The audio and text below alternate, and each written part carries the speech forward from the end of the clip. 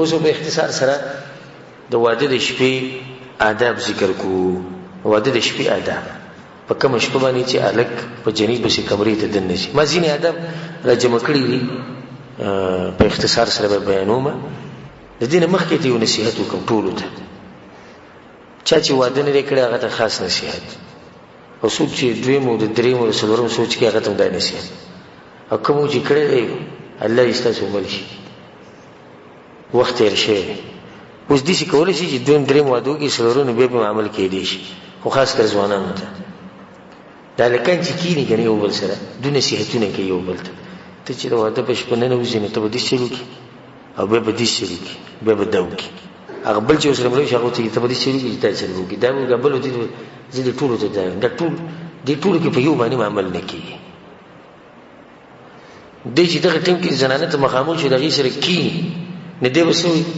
چې هغه پلاني ماته ویلي چې ته به دا چل کوې دا چل کوې، هغه پلاني ماته ویلي چې ته به دا چل کوې، هغه پلاني ماته ویلي چې ته به دا چل کوې، پلاني ماته ویلي چې ته به دا چل کوې. دا نصیحتونه کوم ځای کې به دغه ټیم کې په کار راځي؟ یو هم په کار نه راځي. دا کوم نصیحتونه دي چې زه کوم دا د قرآن او حدیث په رڼا کې دا په زړه کې کښېنه او په دې عمل کړي، نور به یو عمل نه کړي. نه دا سړی ولې ګډوډ کړي؟ ته اوس پته شته کله چې کور دننه ورځي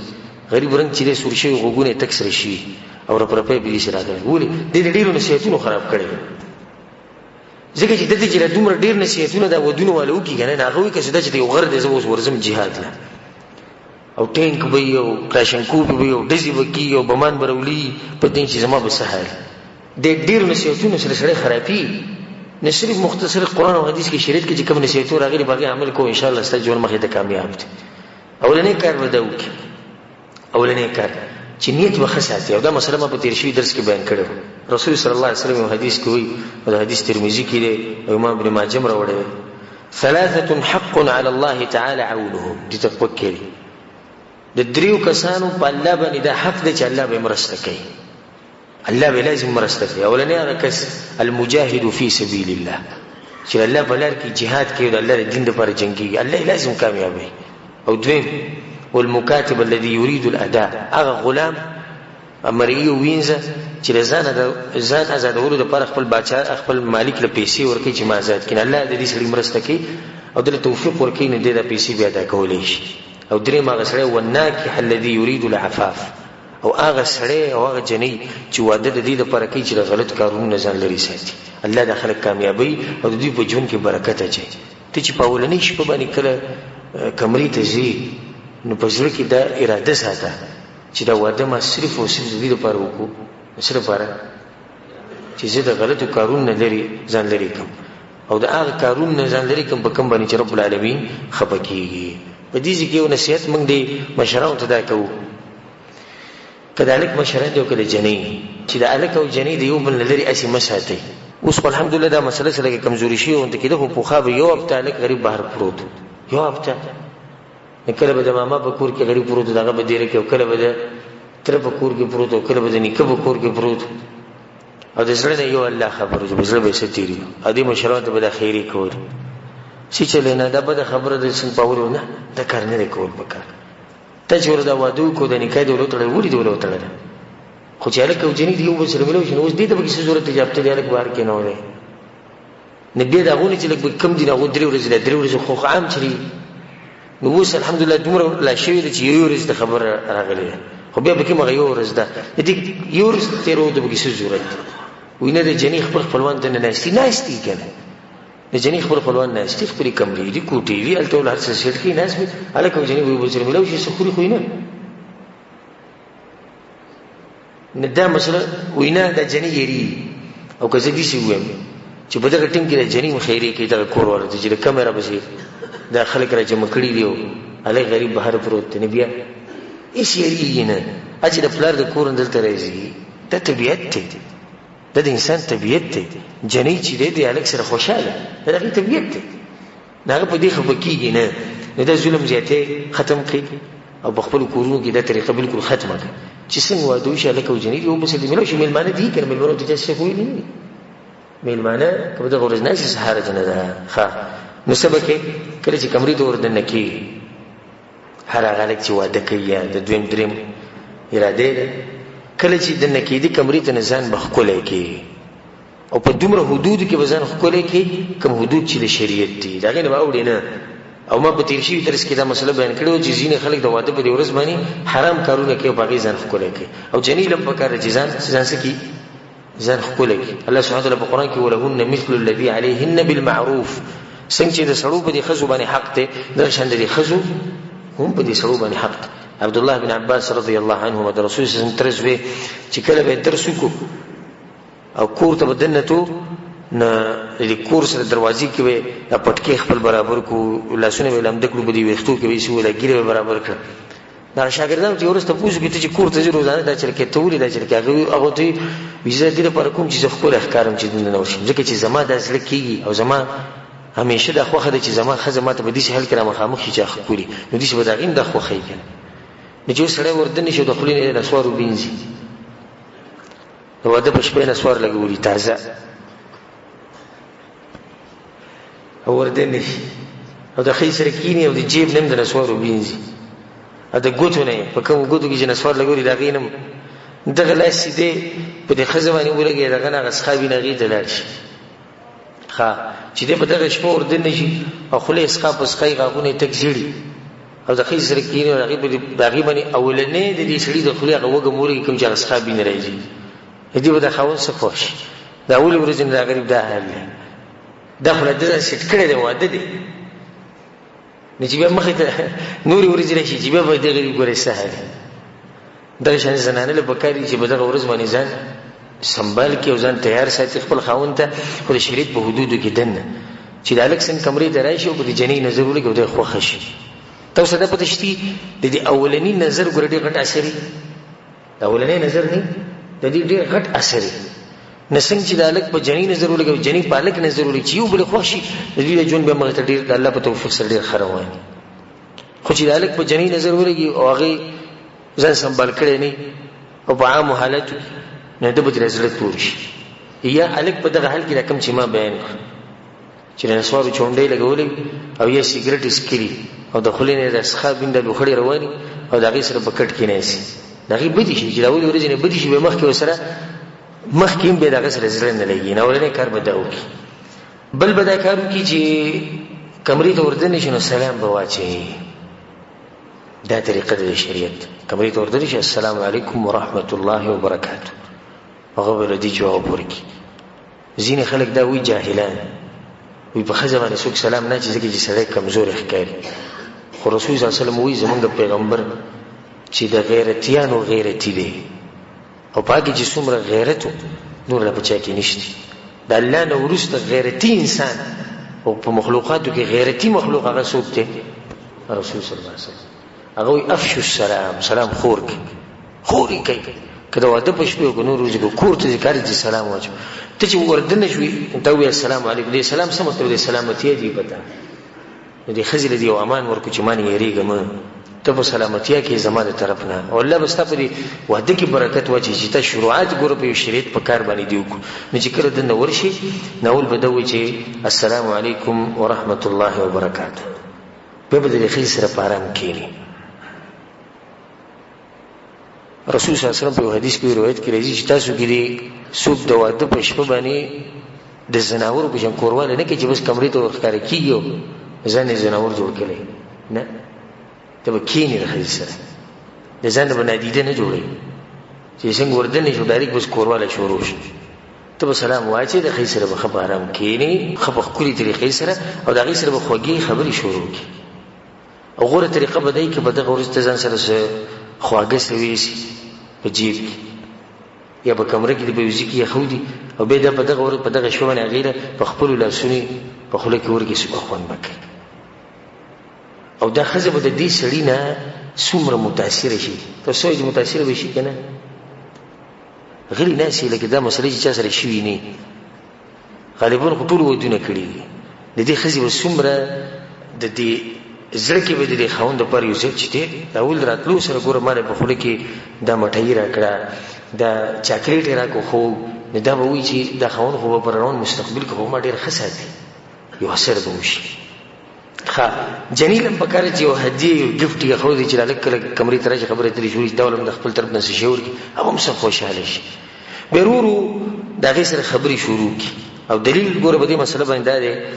حدیث د اسماء بنت یزید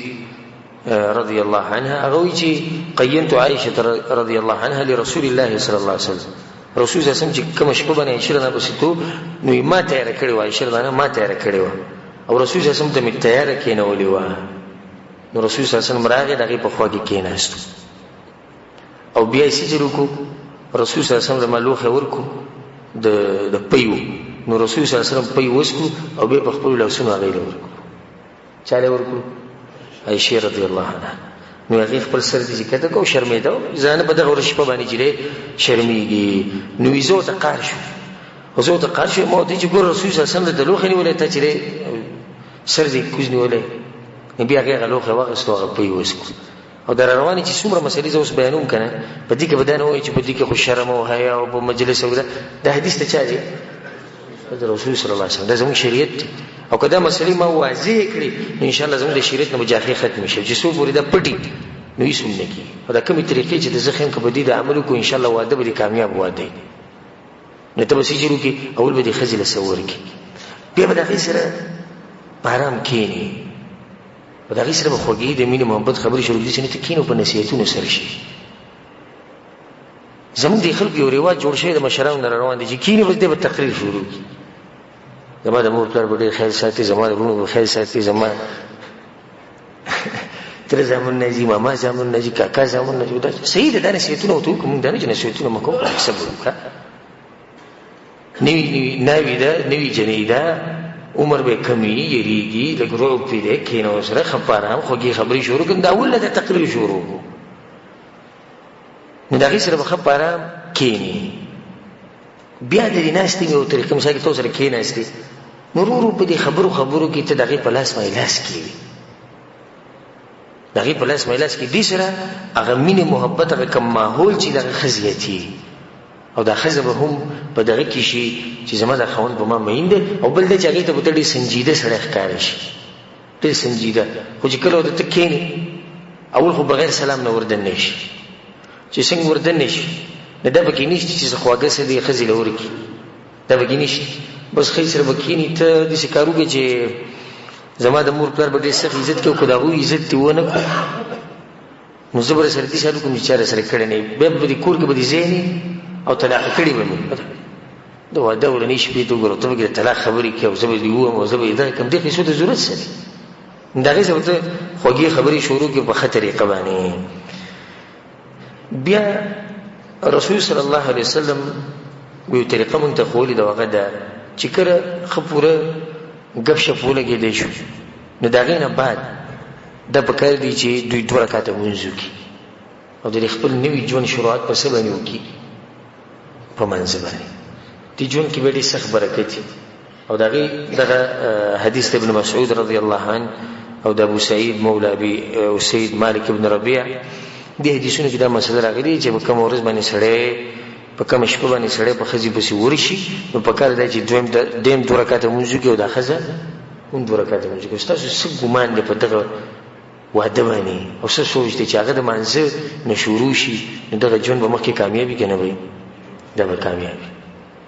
دغه چې شروعات د الله سبحانه وتعالى په بندګۍ باندې وشو او بیا چې دغه ټینګ د بری سجده کې الله تعالی سوال وکړي چې الله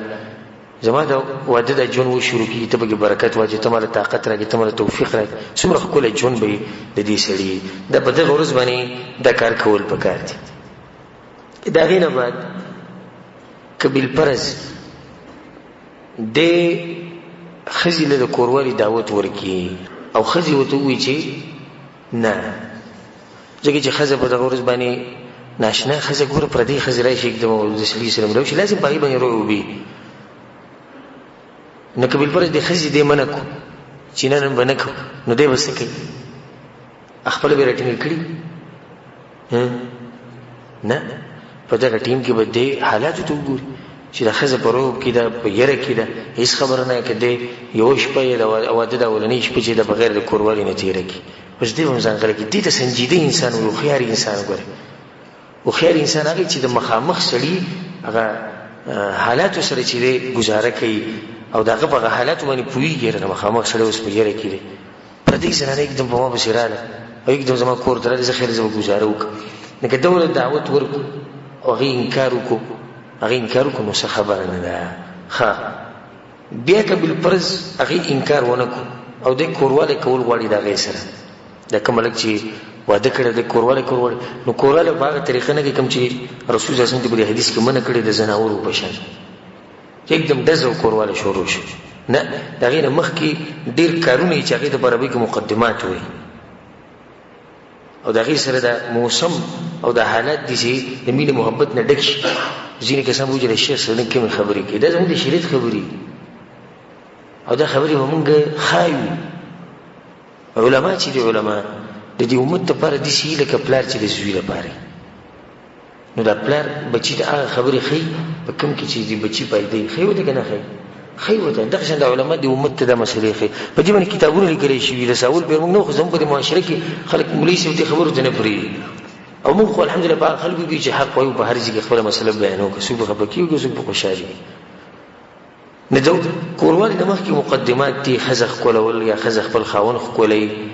د یو بل سره لاس لګول یو بل سره ګپ شپ لګول یو بل ته نږدې کېده لږ مزاح کول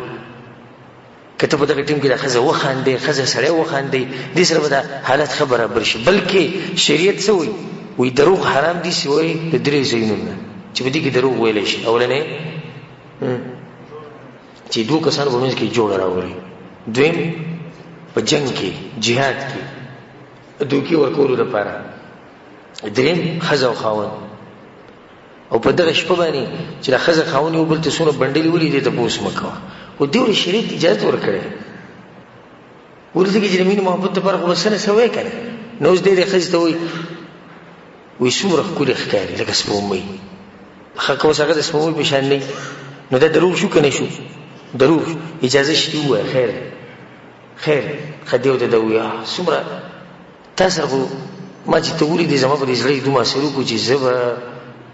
د مرګ پورې صرف تا سره ژوند تېرو دروغ یې ووایي د مستقبل نه دی خبر دی کېدای شي سبا جنګ وشي دغه وشي د دویم واده وکړي درېیم وکړي څلورم وکړي خیر دی وایي هېڅ خبره نه جنۍ ورته هم ده ووایي ښه دی چې ته زما ژوند له راغلې او که ته نه وې نو زما به ګورې څه کېدې داسې یو خبره یې وکړه یا دا ښځه خاوند یې وبلته ښځه دې خاوند ته وایي که ته مړ شي نو وایي زه به مړه شم دا خبره ډېره کوي دا ښځې که ته مړ شي چې دا غریب مړ شي چې ډېرې په مهینې وي څلور میاشتې لس ورځې پسې خفه بیا وروسته وایي ښه دی چې دغه مړ شو بخیل انسان او زه یې ځان له پوزې له راوستې وم نو بیا خبره چې شوه هغه کومه چې مخکې کوله چې که ته مړ شي زه به مړه شم ښه دا خاوند اکثر دې ښځې ته وایي ستا دپاره خو زما سر قربان دی سر وغواړه سر به درله درکړم په پلیټ کې امید چې کټ کړی در وایي نو هغو ته به ووایي 10 روپۍ راکړه په 10 روپو باندې هغه به دې شي بې عزته کړي او قار کړي نو تا خو ته د واده په شپه باندې وایي چې سر درې درکو نه د دې قسمه خبرو شریعت اجازت ورکړی ولې شریعت ته هم دې مسلې پته ده چې رب العالمین یو حکیم ذات دی هغه ته پته ده چې د ښځې خاوند په منځ کې چې مینه محبت کې راځي موږ دې یو بل سره دا خبرې اترې کوي نو په دغه ورځ باندې به دا خبرې اترې وکړي او بیا به ورو ورو یو بل ښکلی یو بل سره لاس لګول یو بل ته نږدې کېده د هغې نه بعد به د کوروالي د درجې ته یا دغه مرحلې ته به اوړي رسول صلی الله علیه وسلم په یو حدیث کې وایي چې کله تاسو کې یو سړی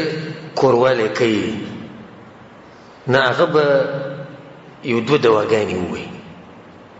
اولنۍ دوا دا ده چې د دې ښځې په دې تندي باندې به لاس کېږي او دا دوا به وایي چې اللهم اني اسألك من خيرها وخير ما جبلتها عليه واعوذ بك من شرها ومن شر ما جبلتها عليه الله زه ستا نه د دې زنانه خیر غواړم او په دې کې چې تا کوم خیر اچولی او د هغه شر نه پناهي غواړم پناهي نیسم په تا پورې کوم شر چې به دې زنانه کې دی او کوم شر چې به دې کې تا اچولی یعنې دې به فطرت کې پروت دی نو ګوره څومره ښکلې دوا ده چې زه د دې خیر صرف غواړم بس دې کې چې کوم شر دی هغه نه غواړم دا دوا به ووایي او زه دواګانې یادې کړي او دویم چې کله کوروالی شروع کوي نو په دغه ټیم کې به دا ووایي بسم الله اللهم جنبنا الشیطان وجنب الشیطان ما رزقتنا ای الله شیطان زموږ نه لرې ساته او د دې میلاوېدو د لاسه چې به کوم ماشوم ته موږ له راکوې نو هغه هم د شیطان نه لرې ساته او شیطان دغه لري ساتي. رسول الله سم وی ک دوی له الله بچي ورکو نو شیطان دغه بچی له نقصان نشي ورکول. څومره غټه فائدې د معمولی ورغه ته کې دوا ده. دا دوا چې دی وي نو به چې ستا کوم اولاد کی هغه اولاد به د شیطان نسی د شیطان او په حفاظت کې دغه نه به محفوظي. دغه نه بعد بیا خزه خاوند یو بل سره کورواله کوي. نو کورواله د خزي سره کورواله کول دا په دوه قسمه، یو حرام دی یو جایز دی. او جایز هغه دی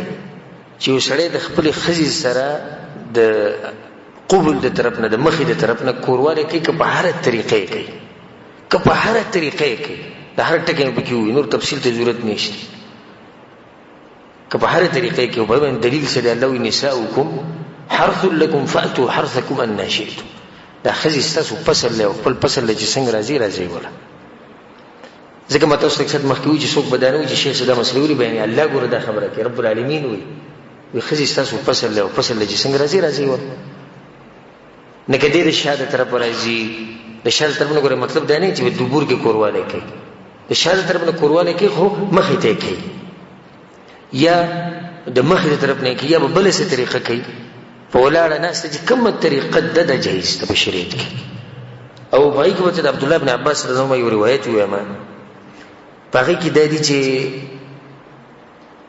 عبد الله بن عباس وی چې کان هذا الحي من الانصار، د انصار ولا قبيله ولا خلک چې د مدینه ولا هم اهل وثن، ته د بوتانو عبادت وکاو او د دوی سره د يهود بوسیدو او د اهل کتاب. نو د اهل کتابو بزان په دوی باندې غوړه غنولې ځکه دا سره کتاب. نو ډېر مسلې به د انصارو د چانه زده کولې، د يهودو نه زده کول. او يهودو کې دا مسله وا چې هغه به د خې سره کورواله په دې طرف باندې کو، په دې سیډ باندې وکړو، یعنی د خزي باغ طرف ته مخو او شړې به سره کورواله کوي. وایي چې دې کې خزه پټي خزم پټي او سړی چې دې ښکاری نه خزي ده. نو دغه طریقه د انصارو اجده کړې و. او د مدینې د مکې نه چې کوم صحابه نو هغه کې دا طریقه نه و، بلکې هغه په هر طریقه باندې خپل خزي سره کورواله کوي. کله چې انصار د دینه خبر شو نو هغه ته خبره ډیره غټه ښکاری شو، خاطر شو د خو سره دې کورواله کوي، تاسو دا طریقه هم کوئ دام کوئ. نو رسول صلی الله علیه وسلم دا مسله لاړه څنګه چې رسول صلی الله علیه وسلم دا مسله لاړه، الله سبحانه وتعالی د آیتونو نازل کړو نساؤکم حرث لكم فاتوا حرثكم ان شئتم.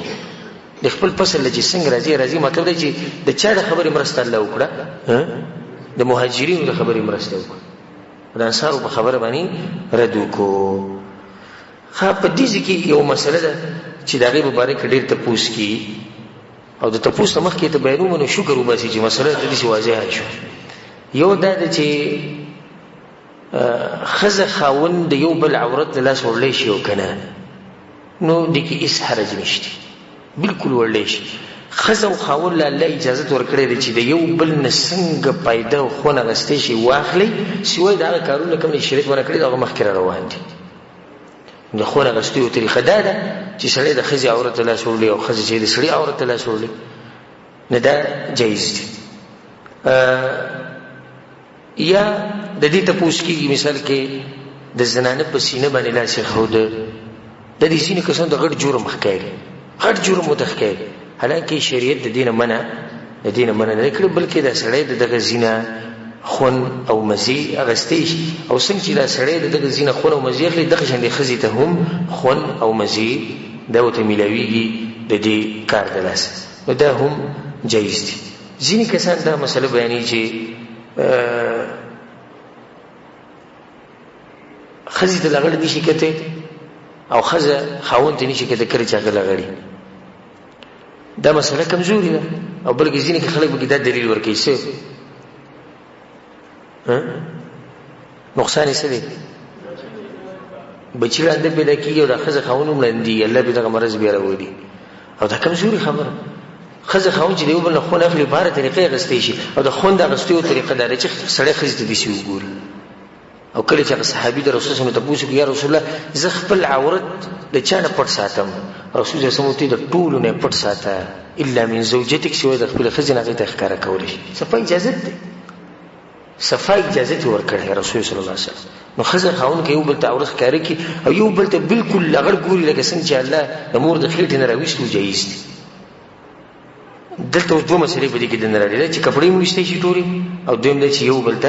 یو بل ته کته شي. دا یو څو مسلې دي چې د عوامو په دې ځل کې پرتی خو تاسو نشي کولای.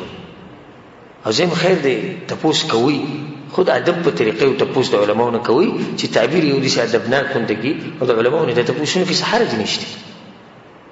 وشه سره د مثال کې موږ دي شي وای او کیتی چې دي شي په من کې چې د واده مثال کې شل ډیر شکل شي او د دې مسلې نه خبر نه او سره به دنه خورو چې دې مسلې چې د اجازه تو نه خبر وي کړي دې اجازه تو نه خبر او دغه اجازه وو خو د چې تاسو د چې تاسو نه او که تاسو کړي دی جاهل نه کړي نه وته ویلي چې دا مسله خو شي چې خزه خاوني وبلته نشي کته او نه بداري چې جامع کپڑے به وباسي نه دا مسله چې دا کمزوري مسله ده. خا دویم کورواله د خزي سره جګه حرام دي. دغه یو څو صورتونه دي او هغه ده اولنې شکل دغه ده چې د خزي سره د دبور د طرف نه کورواله کول او دینه من راغلی د رسول صلی الله علیه حدیث کې ملعون من اتى امراه في دبرها هغه شی ملعون دی او لعنت پیدا کوم شی چې د خزي سره د شاده طرف نه کورواله کوي. او ډاکټران وس په دې باندې دغه کړي دي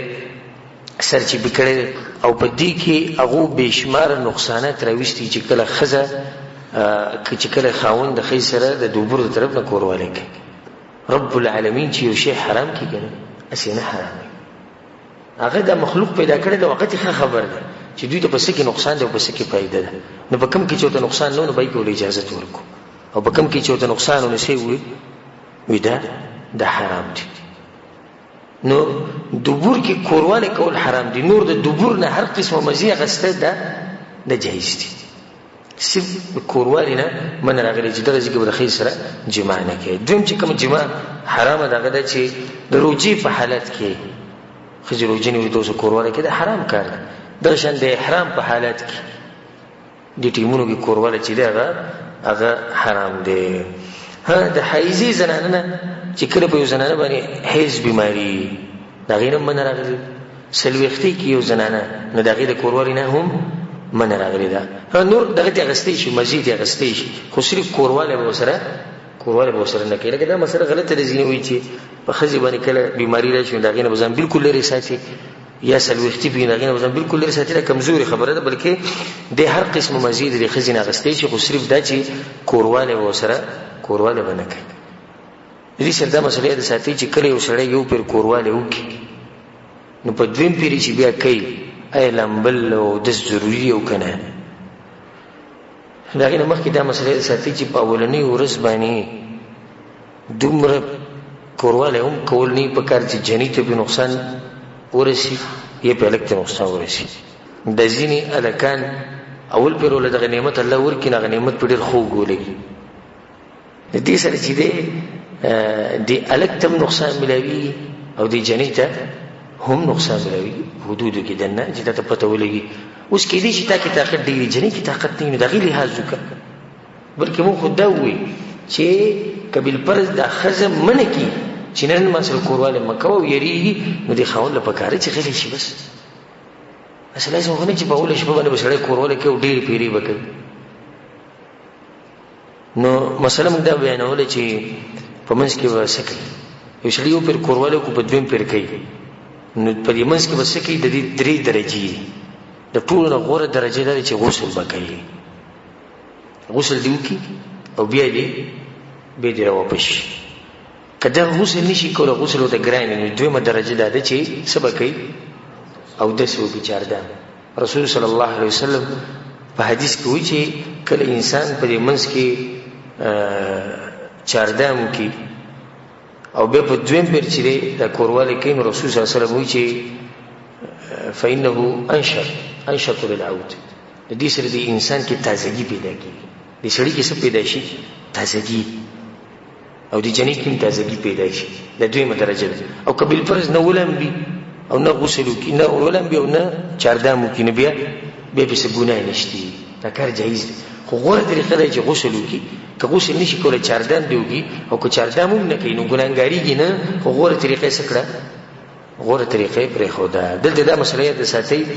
چې دا ځینې کسان بیا دا چل کوي چې سحر راپاسي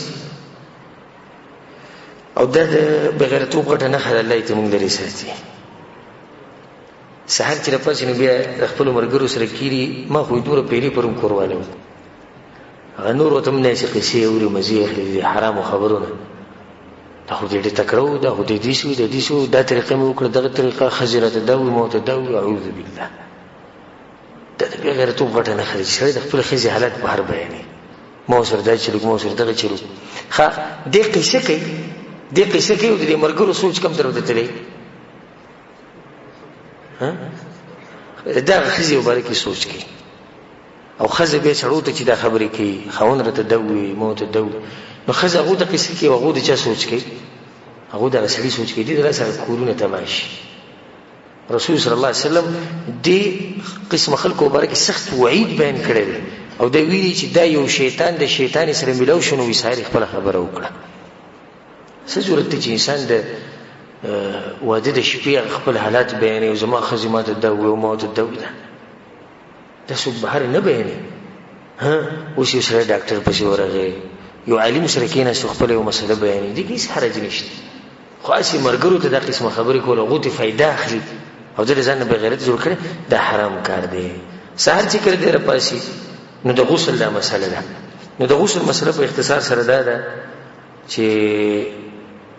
غسل واجبېږي کله چې د انسان د سړي دا ذکر د ښځې په دې فرج کې دننه لاړ شي، چې څنګه لاړ بس، که معمولي سر لاړ او که پوره ذکر لاړ. ډېر عوام ګوره په دې مسله نه دي پوه، هغه وایي چې کله مني وځي نه انسان باندې غسل واجبېږي. نه، په مني وتو سره غسل واجبېږي، بلکې ښځه او سړی چې کوروالی کوي چې د دوی هغه عورتونه د یو بل سره میلاو شي، صرف هسې میلاو نه چې کله د سړي دا ذکر د زنانه په فرج کې لاړ بس دوی باندې غسل څه شو؟ غسل واجب شو. رسول صلی الله علیه وسلم اذا جاوز الختان الختان فقد وجب الغسل، فقد وجب الغسل. دلته اوس مسله دا ده چې ښځه او خاوند چې سهار راپاسي نو غسل کول پکار دي. ښکلې طریقه د غسل دا وښیم، پکار دی چې ښځه او خاوند یو ځای غسل وکړي، د دې سره به مینه محبت څه شي؟ ابه ښه زیات شي. او د عائشې رضی الله عنها حدیث دی چې كنت اغتسل انا ورسول الله صلی الله علیه وسلم من اناء بیني وبینه واحد تختلف ايدينا فيه فيبادرني حتى اقول دع لي دع لي. وی کله چې به موږ سهار راپاسي نو د جنابت غسل به موږ کوو، نو ما او رسول سم به د یو لوښي نه غسل کوو چې لوښی به زموږ په منځ کې پروت و، دغه یو لوښي نه به موږ غسل کوو، موږ به ګیا لاسونه وهل، ما به رسول سم ته ما ته پرېږده، هغه به ما ته پرېږدي، یو بل سره مزاح کوو. نو دا غسل کې سړی په دې طریقه وکړي، ښځه خاوند به که دغه ټایم کې دوی د غړو یو بل ته ګوري، څه حرج نشته. هغه مسله موږ سره مخکې تېره شوه. نو دې سره به د دوی په منځ کې مینه محبت څه شي؟ مینه محبت به ښه زیات شي. په دې ځای ودرو که نور مخکې به بیان کوو، که لږ ټایم را کوو، یو څو مسلې دي بیان یې کړو که نه. دې ته خو ډېر دا ځوانان چې کوم دي هسې ځان غلی کړی، ښه ورته خوشحاله، او که یو ګنټې مې نور هم بیان وکړو نو دا بیان به ډېر خوږ لګي. او دا نورې مسلې که موږ چېرته لږې اوږدې کړو نو شیخ صاحب نن بیان وکړو، ښه ډېر اوږد بیان وکړو، موږ سهار کار له ځو، موږ مزدورۍ له ځو، دغې له ځو، او دې ته ښه خوشحاله ناست. او هغه غریبانان چې کوم دي کوم چې ودونه کړي دي هغه اوس خپل زړه خوري. نو زړه مه خورئ، تاسو د دویم واده وکړئ، درېیم وکړئ، څلورم وکړئ، الله تاسو له طاقت درکړي. که عدل او انصاف کولی شئ او طاقت ته به کېږي، د سبا نه بل واده وکړه، او که نه طاقت ته سره نه وي نو موږ به سوال کوو الله ته، او ته هم سوال کوو چې الله موږ له طاقت راکړي چې دویم درېیم څلورم واده وکړو. او کوم چې ځوانان دي نو هغو ته موقع پرته ده. ښه دا خبره موږ بار بار کوو چې د ښځې سره ګپ شپ لګول، اخاندول، هغې سره ټوغې کول دا یو ښه طریقه ده، او په دې کې ځان سپک مه ګڼه. لکه مثال اوس ته کمرې ته دننه راغلې او ښځه ناسته ده، تا ورله په دې سترګو باندې لاسونه کېښوي، یو قسمه مزاح، یو قسمه ګپ شپ. نو هر انسان ته دا قسمه طریقې معلومې دي. ګوره کله چې جابر بن عبدالله رضی الله عنه واده وکړو نو راغی رسول صلی الله علیه وسلم، یا رسول الله ما واده وکړو، د هغه خویندې وې ډېرې او ورورې نه و، او پلار یې په غزوه احد کې شهید شوی، او د هغه سړي پلار، د هغه سړي زوی دی چې هغه سره رب العالمین خبرې په خپله کړې. نه د بیا واده وکړو چې لکه زما د خویندو حفاظت ساتي نو د یو مشر ښځې سره واده وکړو. نو رسول صلی الله علیه وسلم ورته واده دې وکړو وایي پیغلې جنۍ سره دې وکړو که نه کونډې سره دې یا رسول الله د مشر ښځې سره وکړو. رسول ورته فهلا بکره نوي جنۍ سره به دې واده کړه پیغلې جنۍ سره واده کړه. ولې تلاعبها وتلاعبک تا سره به لوبې کولې او تا به ورسره لوبې کولې ځکه ته ځوانه لکې نو ستا مشر ښځه راوستې نو سید ته خو ځوانې ته به لوبې وکړو هغه مشر یې کوم ځای کې لوبې به ورځي. په یو حدیث کې راځي رسول صلی الله علیه وسلم تضاحکها وتضاحکک ته به یې خندولې تا به خندوله که دا جنۍ کشره نو ګوره دې کې رسول صلی الله علیه وسلم یو خبره بیان کړې چې ښځه خاوند یو بل خاندوي یو بل سره مزاح کوي. زه دې ټولو کسانو ته دا نصیحت کوم د کومو چې خاص کر د کومو د بریتونه چې وینې ساسي ته خو ته زه دا وایم والله که تاسو د ژوند مزه اخیستي په الله د قسم خورم که تاسو د ژوند مزه اخیستي تاسو خو یو روټیني کار کړی روټیني دې ته روټین وایي واده لازم دی واده یې وکړو بیا بچي پیدا کول لازم دي هغه یې وکړو خو کوم مقصد چې اصل و د دې واده نه هغو ته میلاو شو هغو ته میلاو نه شو. ښځه خاوند یو بل ته چې ګوري ښځه چې خاوند ته ګوري قار وله ورځي او خاوند چې ښځې ته ګوري قار وله ورځي صرف دغه کوي چې د شپې سملي او کوروالی وکړي او بچي پیدا شي د دې څه مقصد شو. ښځه خو هغه ښځې چې ته د ورځې کار کوې په مزدوري کې په مکتب کې ناستې دفتر کې ناستې یا مثال کې دیاړۍ لیدلی څه کار کوې او په زړه کې د یو سوچي څه چې کور ته به کله ځم چې کور ته به کله ځم خو چې کله ته به کور کې پروت یې او دا سویشتي چې دې کور ته به کله وځم او د دې بګوي نه به الله ما کله خلاصوي نو دې خو څه پیدا نه شو د واده چې کوم اصل مقصد دی هغه میلاو نه شو. د واده اصل مقصد دا دی چې ښځه خاوند یو بل سره خوشحاله ژوند تېروي. ښه چې کله تا د ښځې سره په دې ښه طریقه ژوند تېرو مذاق دې ورسره کوو خوشحاله دې ساتل نو د دې سترګې به همیشه په کوم ځای په کور کې په دروازه به چې کله به هلک راځي او یو دغه طریقه ده دا کومه چې عامه روانه ده نو بیا دا ښځه دا سوال کوي چې یا الله بېروزګاره کوی د سره ما ځکه چې په دې باندې ځان یو بوج پروت دي چې دا خاوند په دې کور کې پروت خبرې هغه نه کوي ګپ شپ هغه نه لګوي نورې څه پیسې هغه نه کوي خو دغه پروت دی او دا ورله ډوډۍ وړي غریب او دا ورله کپړې وینځي او دا ورسره خدمت کوي او هغه دغه شان چې بد ګوري کړه مخ دې سره کوي چې ولې ګپ شپ نه لګي وي دې سره سړی لږ سپک کوي چا ویلي چې سپک کوي. رسول صلی الله علیه وسلم د خپلو بیبیانو سره ګپ شپ لګولی دی مذاق به ورسره کوو هغو سره مینه محبت کوو. رسول صلی الله علیه وسلم څومره دروند سړی دی د امت سردار دی د پیغمبرانو سردار بلکې حدیث کې راځي چې رسول صلی الله علیه وسلم پیر چاردام کړه او داسې کړه منزله وتو نو په دې لارې کې څنګه چې منزله وتو په دې لارې کې ولې یو بیبي مخې لراله نو هغې ښکل کړه او منزله لاړ ګوره په دغه لږ ټیم کې رسول صلی خپله بیبي څه کړه هغې ښکل کړه د ماحول ته ستاسو خیال دی دا څومره ښکلی ماحول چې یو سړی د کور نه وځي او ښځې ته وایي ښځې زه لاړمه او د الله په امان هغه ښکل کې وځي دا ښځه به څومره خوشحاله شي او بیا به د انتظار کوي او دواګانې به کوي چې یا الله دا هلک زر ته زره راولي ځکه چې هلته د هغه اخلاق دومره ښکلي خو چې کله دی د کور نه وځي هغه خبر نه وي د کور د دروازې له مې یو درز ورکړي او لاړ ووت او بدماش دی او بس او بهر غریب چاته چرنګ نه شي کولی په کور کې به دغه کمزوري باندې بدماشي کوي دغه د کمزوري میلاو شوي ده بس په هغې باندې بدماشي کوي او ته ناسته د الله نه ویرېږي او که خپل ژوند دا موقع ګورې دغه ته مې دا کم چې ودونه یې کړي دي هغو ته هم دا موقع وشتي خپل ژوند په یو ښه طریقه شروع کوي او د ژوند نه مزې واخلئ. په اخره کې زما یو خاص نصیحت وی هغه هلک ته چې واده کول غواړي یا هغه جنۍ ته چې هغې واده راروان دی یا واده کېږي به هر څوک چې زما دا بیان اوري هغه ته زما دا نصیحت دی چې د واده په شپه باندې چې کله ته د جنۍ پسې کمرې ته ورشي او د جنۍ نه غلطي وشي نو هغې ته په غټ نظر مه ګوره ولې لکه څنګه چې ته د دې شپې په باره کې سوچ کوې چې دا شپه به ګورې څنګه یې دغه شان د دې جنۍ په زړه کې هم دا سوچ پروت دی هغه سره اسمان نه راپېښېږي. دویم نصیحت زموږ دا دی چې په ځان باندې یره بلکل به نه راولي د ځینې کسان چې کمرې ته وردنه کېږي دروازې ورځي او بیا راځي او بیا د ورور سره مشوره کوي او د ملګرو سره دا به څه طریقې و هغو ته نه ورشه او شریعت چې درته څه ویلي په هغه طریقه عمل وکړه انشاءالله په دې کې هېڅ هم نشتي ستا ژوند چې د هغه به خوشحاله دا خبره ده ته مو کوم چې د کورواله ال انسان له خون ورکی چې کړه د انسان مزاج هغه ته جوړ شوی چې کړه د انسان مزاج صحیح هغه ته جوړ شوی و چې سړی د نورغه کمرې ته درز درز درز درز د سینې سکی درزي او د خري سینم سکی درزي او په دغه ټینګو د کورواله شروع کو دا کورواله به دوی له خون ورکی خون ورکی بالکل پارا مطمئن خبر کینی گب شپورګي وبوس کی خواږه سي وخوري داغه نه بچي گب شپ د بچي به شروع کی دوی له کورواله هم دا بوله خون ورکی او دغه نصيحت خو مونږ ټول د کوچي د خزي خاون جون مزه علي چې کله دوی د کور نه لري نو کله چې ته موقع برابرېږي نه خپل خزي ځان سره بهر ته بوزا خو د کافرانو په طریقه نه او نه د کافرانو ملکونو ته طاقت تر الله درکړي بل ملک ته چکر ولګو که طاقت تر الله درکړي مکې ته لاړ شه مدینې ته لاړ شه دا خزي ځان سره په چکر وباسه او ټول ته دا وایم کوم چې دلته نه است مشران او کوم چې زما د بیان اوري کاغه پلار دی کاغه مور دی کاغه ورو دی کار سوچ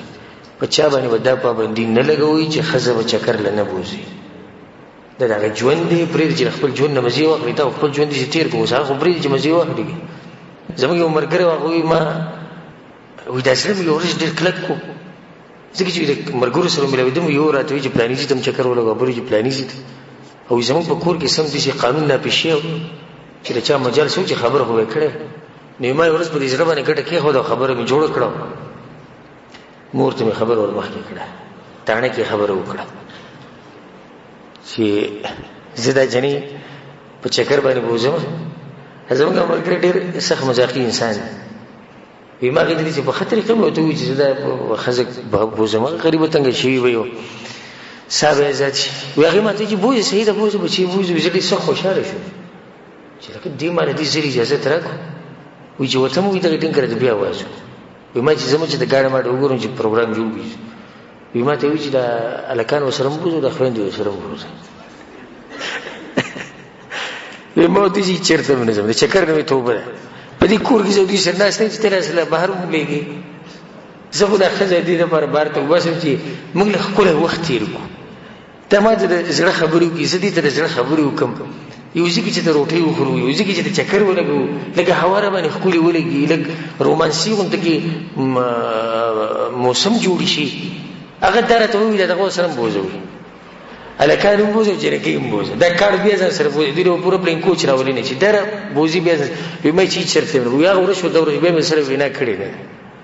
نو اوس اخر په دغه سوچ کې چې کړه به دا بوډۍ سکی چې کله به مري دومره تنګ شوی دی دې چې ګور ډیر خلک ته ګور ډیر وای نه چې بزره کې ته خبره پرته چې کړه به دا بوډۍ مري چې د خپل ژوند نه مزي واخله نو کله کله دې شي چې بوډۍ الله دې مرو کې جنور کې چې غریب کې دنیا نه چوټي شي لاړ شي خدای راوځي دا ژوند نه مزي ونه کړی زما ټول ته نصیحت ته مشران ته چې الله نه وېریږي خپل کشران به نه منع کوي او کشران ته مې د نصیحت ته چې کله د تم موقع ملاويږي د شریعت په حدود کې دنه د هر چا د